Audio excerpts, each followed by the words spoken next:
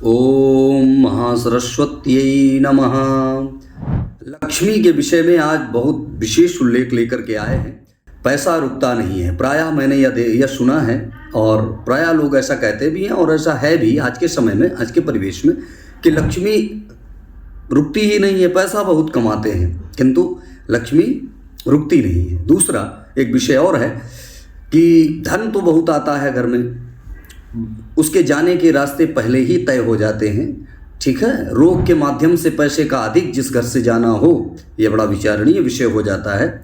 इसके विषय में चर्चा करेंगे। रोग में पैसा अधिक जाना वास्तु दोष का भी संकेत है, पितृदोष का भी संकेत है। साथ साथ में कुंडली में जो विशेष अध्ययन किए जाते हैं, बहुत सारे ऐसे ग्रह होते हैं जिनसे भी धन का नाश होता है, कारक होते हैं, धन कारक होते हैं। और यही कारक मारक में जब परिवर्तित हो जाते हैं तब भी लक्ष्मी के साथ साथ व्यक्ति मनुष्य का भी नाश हो जाता है रोग के अधीन होकर के। आज इसी विषय पर चर्चा करेंगे, ऐसा क्यों होता है। कुंडली के हिसाब से अगर चर्चा करते हैं तो छठा भाव जो माना जाता है पत्रिका में, मुख्य रूप से वह धन की बचत का संबंध रखता है और धन के बचत का कारक होता है। द्वितीय फिर 11वां भाव जो होता है पत्रिका में, 11वां भाव आपको पैसे को नियंत्रित भी करता है और आय का नियंत्रित स्रोत माना जाता है। धन का आय और व्यय बुध से भी नियंत्रित होता है, इसलिए बुध की स्थिति भी महत्वपूर्ण है। कब धन की बचत नहीं होती है, यह भी एक विषय उल्लेख है। कुंडली में बुध के कमजोर होने पर धन की बचत नहीं हो पाती है। शुक्र की बहुत ज़्यादा प्रधानता हो, शुक्र बहुत ज़्यादा प्रबल हो, तब भी धन की बचत नहीं हो पाती है। कुंडली में षष्ठम भाव छठे घर में, छठा घर दूषित हो, खराब हो, वायु तत्व के मजबूत होने पर धन की बचत नहीं होती है। घर में सही स्थान पर धन न रखने का जो तिजोरी है या आपका जो धनाकोश है, कुबेर कोश है, कुछ भी कहते हैं, वह उसका भी स्थान शुद्ध न हो, दिशा भी शुद्ध न हो, ये वास्तु परख से, तब भी धन संचय नहीं कर पाएंगे या संचित नहीं कर पाएंगे, रुकेगा नहीं धन। फिर इसके बाद एक सबसे विशेष उल्लेख है कि गलत रूप से जो लोग पन्ना या पुखराज रत्न धारण कर लेते हैं, उनको भी विशेषज्ञ की दृष्टि में रत्न को धारण करना चाहिए। कहते हैं कि रत्न का भार जातक के भार से अधिक नहीं होना चाहिए। ये भी बड़ा महत्वपूर्ण विषय है। और मैंने देखा है कि प्रायः क्या करते हैं कि जिस भी आचार्य से मिलते हैं, ठीक है, और क्या करते हैं कि पता चला कि आपको बुध के लिए पन्ना सूट नहीं कर रहा है और आचार्य ने कह दिया है कि आप जाइए पन्ना पहन लीजिए, तो वो पन्ना हानिकारक साबित होता है, काफ़ी सारी स्थितियां बिगाड़ देता है, मानसिक संतुलन भी बिगड़ जाता है, अस्त व्यस्त रहने लगते हैं।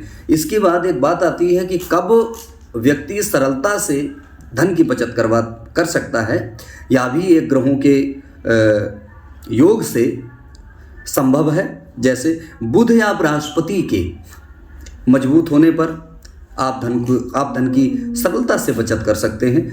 शनि के धन भाव के अधिक निकट आ जाने पर ऐसा योग बन रहा हो, तब भी धन की बचत बहुत शीघ्रता से आप कर सकते हैं, कोई प्रयास नहीं करना पड़ता है। कुंडली में पृथ्वी तत्व के प्रधानता होने पर, कुंडली में एक पृथ्वी तत्व होता है, उसकी प्रधानता अधिक हो, तब भी आप धन को बहुत सरलता से रोक सकते हैं। रसोई कुबेर को, अथवा जैसे अन्नपूर्णा का स्थान जो माना जाता है, और कुबेर कोश का मतलब जो तिजोरी आप घर में रखते हैं, उसका भी स्थान ठीक होना चाहिए वास्तु दोष के हिसाब, वास्तु शास्त्र के हिसाब से। वहाँ से भी वास्तु दोष अगर है तब भी आपको धन संचय नहीं कर सकते हैं या धन को शुद्ध नहीं रख सकते हैं। धन के दशांश का भाग, यह भी बड़ा एक महत्वपूर्ण भाग है कि धन का दशांश दान करना चाहिए, और दशांश नहीं तो धन का कुछ अंश नियमित दान कर सकते हैं, तब भी आपको लाभ होगा। लक्ष्मी रुकने लगती है, जो भी आप कमाते हैं वो पैसा रुकने लगता है। इसके बाद करते हैं कि धन की बचत कैसे हो। जैसे कह देते हैं कि धन के बचत के लिए क्या किया जाए, जिससे लक्ष्मी जो भी आप कमा रहे हैं, शुद्ध लक्ष्मी घर के किसी शुभ कार्य में लगनी चाहिए। तो उसके लिए रसोई और अन्नपूर्णा का जो स्थान है वो अग्निकोण में बनना ही चाहिए। घर में आप ये चेक कर सकते हैं कि आपकी रसोई जो है वो अग्निकोण में है अथवा नहीं। अगर नहीं है तब भी आप समझिए कि कष्ट उत्पन्न होते रहेंगे, रोग कहीं न कहीं आपको व्यथित करता रहेगा। द्वितीय, उत्तर पूर्व की ओर उत्तर पूर्व की ओर खुलने वाली जो आपकी तिजोरी है उसका मुख उत्तर की ओर खुले अथवा पूर्व की ओर खुले, यह शुभ होता है। इसमें लक्ष्मी शुद्धता के रूप में निवास करती है। आपका गलत धन नहीं खर्च होगा। पीले कपड़े में हल्दी की 5 या 7 गांठ बांध करके रसोई घर में रख सकते हैं। इससे भी लक्ष्मी का आवागमन बना रहेगा, अधिक लक्ष्मी आएगी और अशुद्धता में बाहर नहीं जाएगी।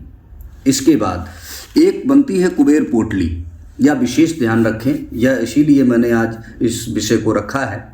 जो भी लोग इसको श्रवण करें, एक बार अवश्य प्रयास करें और उसका परिवर्तन देखेंगे आप।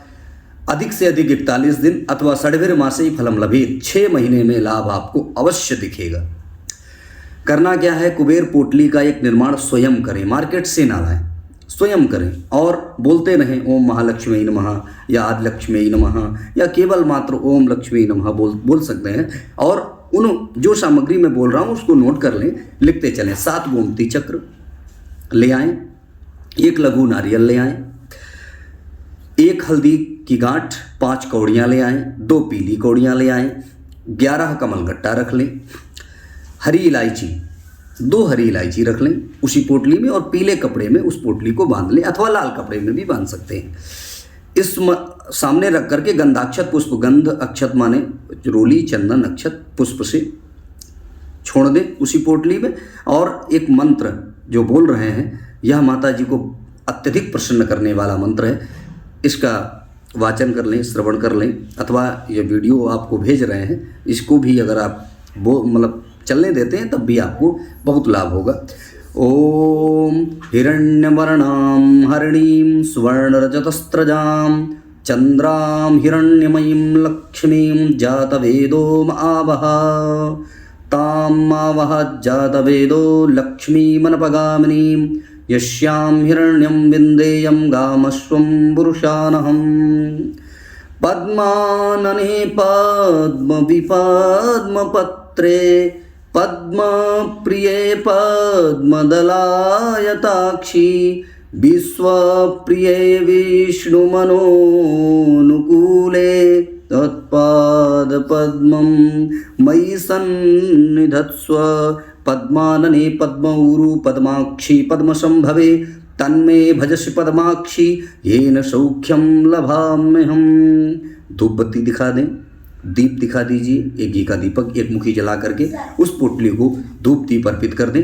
इसके बाद इस पोटली का बंधन कर दें, बांध करके, और जो तिजोरी आपकी है, ठीक है, उस तिजोरी में इस पोटली को सुरक्षित रख दें। अथवा व्यापार या प्रतिष्ठान में जो भी आपका राजकोष संग्रह या जो भी अपना रखते हो, कोष संग्रह रखते हो, उसमें इस पोटली को आप रख सकते हैं। और माता लक्ष्मी का ध्यान करते हुए त्यौहार, पर्व इत्यादि में धूप दीप अवश्य करें और फिर आप लाभ देखिए।